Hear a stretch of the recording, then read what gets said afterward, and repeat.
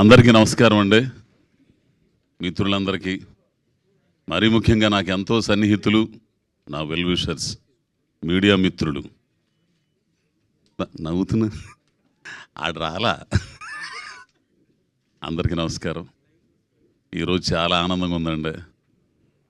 నాకు ఎట్లా ఉందంటే, ఆ రంగస్థలం పుష్ప తర్వాత ఇంత ఇదిగా ఆనందపడుతున్న రోజు ఇది. మహానటి ఇక నేను గురించి చెప్పేది ఏముంది.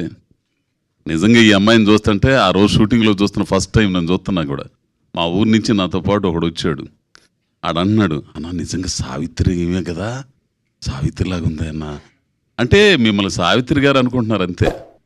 అంత గొప్ప మహానటి క్యారెక్టర్ చేసి నవరసాలు పోషించి, నేను సమంత గారిని ఆ తర్వాత ఈవిడ్ని, వీళ్ళిద్దరే నాకు ఇష్టమైన నటీమణులు తెలుగు ఇండస్ట్రీలో. అంత గొప్ప నటి ఆ అమ్మాయితో కలిసి చేయటం, ఈ అమ్మాయిని నమ్రతండే.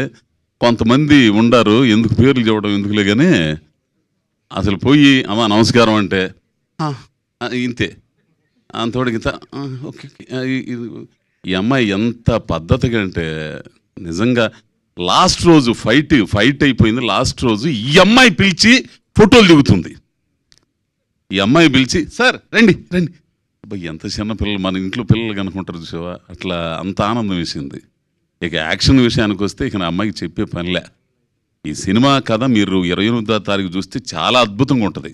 చంద్రు మెయిన్ డైరెక్టర్, చంద్రు, అలాగే దినేష్ డిఓపి, వీళ్ళు చాలా పనివంతులు. కో డైరెక్టర్ అతని పేరేంటి, గురు, వీళ్ళందరూ కూడా చాలా కష్టపడి బాగా చేశారు. ఇక సునీల్ సార్ అయితే మామూలు విషయం కాదు.